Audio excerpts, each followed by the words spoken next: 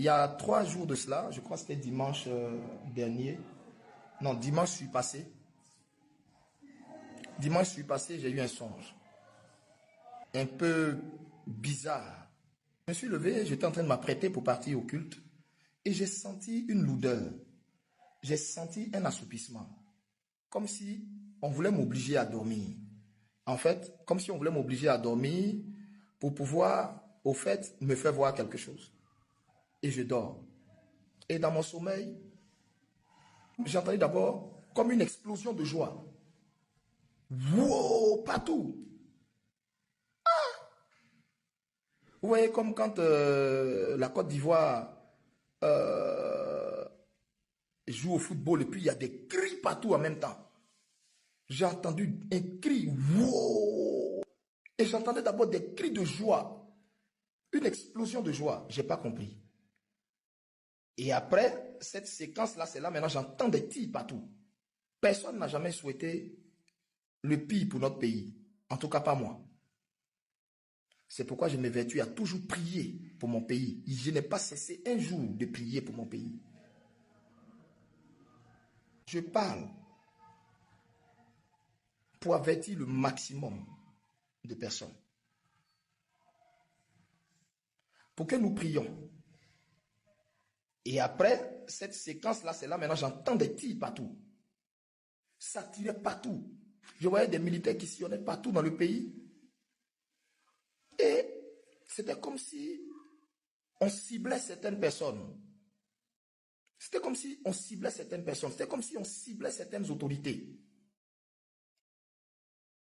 C'était comme si on ciblait certaines personnes, on ciblait certaines autorités politiques. Et plusieurs ont été pris. D'autres en caleçon, réveillés dans leur sommeil, menottés. Je répète, d'autres en caleçon, menottés, réveillés dans leur sommeil. On les envoyait dans des destinations inconnues. Et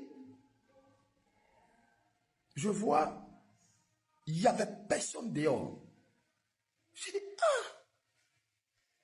j'ai dit personne dehors, pas même une mouche. Ah, Niki Assa dit, non, c'est moi qui ai fait le rêve, le songe. Ah, elle dit, elle a fait le même songe que je suis en train d'expliquer. Il y a une personne qui a fait le même songe que je suis en train d'expliquer. Écoutez-moi, je suis prophète et je ne peux pas être prophète dans mon pays et puis Dieu va me faire voir quelque chose et puis je ne vais pas dire. Donc, je dis pour qu'on prie. C'est tout, hein. Je dis pour qu'on prie. Je ne vais pas parler des choses qui ont attrait aux histoires politiques là. Ça ne me regarde pas. Ils n'ont qu'à faire leur politique là-bas. Moi, je dis la vie des Ivoiriens, la vie des enfants ivoiriens, des femmes ivoiriennes. C'est ça qui m'intéresse. Je sais une chose. Dieu va mettre à la tête de notre pays quelqu'un qui fait sa volonté, qui le craint, qui fait sa volonté. Point. C'est ce que je sais. À ma grande surprise, je reviens sur mon songe. La ville était vide, il n'y avait même pas de mouches dehors. Et ça tirait de partout. Et j'ai vu des autorités qui sont allées prendre à domicile. Ils étaient en caleçon, caleçon. Il y a plein qu'on n'a plus vu. Il y a plein qu'on n'a plus vu, c'est-à-dire dont on n'a même pas trouvé le corps.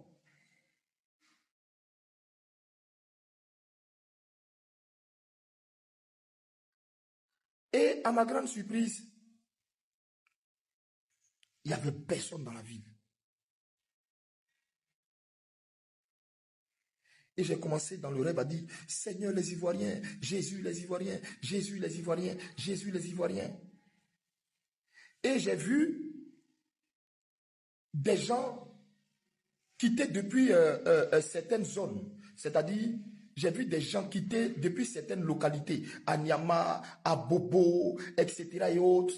Mais ils étaient habillés dans des vêtements bizarres, vraiment bizarres, déchirés sur eux partout. Je ne comprends pas, mais déchirés sur eux partout. Et je voyais des machettes à la main. Mais c'était une image effroyable de la Côte d'Ivoire. Franchement, Je me suis levé en sursaut de ce rêve. Et c'est là que le Seigneur va me dire, prie pour ton pays et avertis ta nation. Dis-leur en ces termes ce que je vais te dire. La cloche a sonné. La cloche a sonné. La cloche a sonné. Et elle va sonner minuit bientôt. Je répète. La cloche a sonné et elle va sonner minuit bientôt. Et lorsqu'elle va sonner minuit bientôt, tous ceux sur la porte duquel ne sera pas retrouvé le sang de l'agneau vont passer. Tous ceux sur la porte duquel ne sera pas retrouvé le sang de l'agneau vont passer. Parce que je vais tamiser ce pays. Je vais prendre ce pays et ses habitants, les mettre dans mon vent et je vais vanner. Parce que une nouvelle Côte d'Ivoire va sortir de terre. Et alors, j'ai vu comme on m'a envoyé dans un village. J'ai vu comme on m'a envoyé dans un village. C'est comme si j'étais dans un village. Dans ce village-là, je voyais un chef du village qui lui n'était plus là.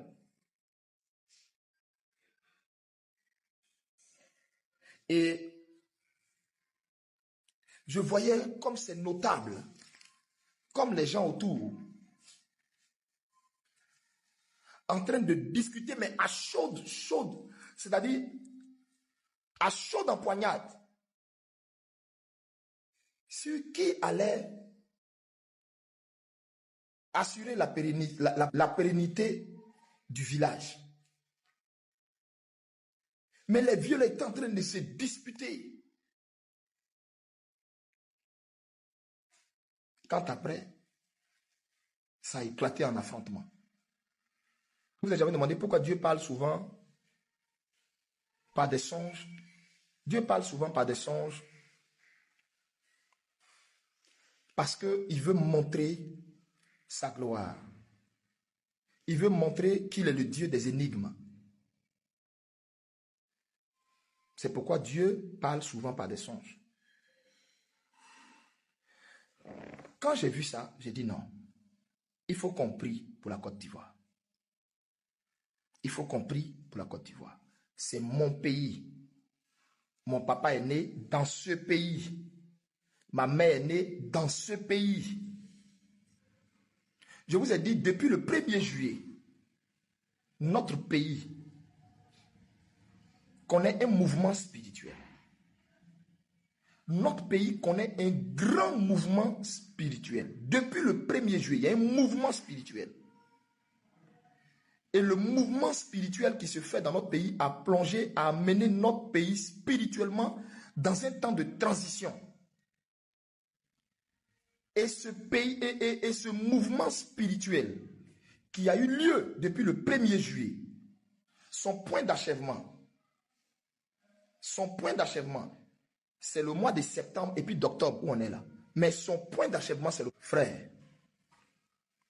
Je n'ai pas la prétention de dire que j'aime ce pays que vous, mais j'aime ce pays. J'aime ce pays. Et il nous faut prier pour notre pays.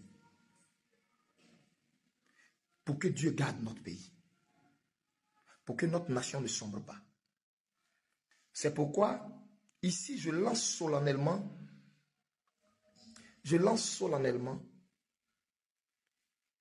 cet appel aux jeunes. Pour que le maximum de personnes soient épargnées par notre Dieu. Pour que nous puissions par la prière faire tout ce qui est nécessaire pour que notre pays ne chavire pas. Êtes-vous chantre de l'Éternel, artiste gospel, une église, un pasteur, un prophète et vous êtes à la recherche d'une visibilité pour plus d'impact autour de vos projets? Et oui, vous êtes à la bonne adresse. Je m'appelle Jack, je suis créateur de contenu écrit comme vidéo, communicant digital depuis 7 ans. J'ai déjà accompagné plusieurs chantres, artistes gospel dans la promotion de leur œuvre, dans la communication autour de leur événement. Je suis analyste socio-culturel et également stratège en communication digitale. Mon objectif est simple, c'est donner à votre message une portée qu'il mérite. Pour collaborer avec moi pour plus de visibilité importante autour de vos projets, contactez-moi sur ce numéro qui s'affiche sur votre écran.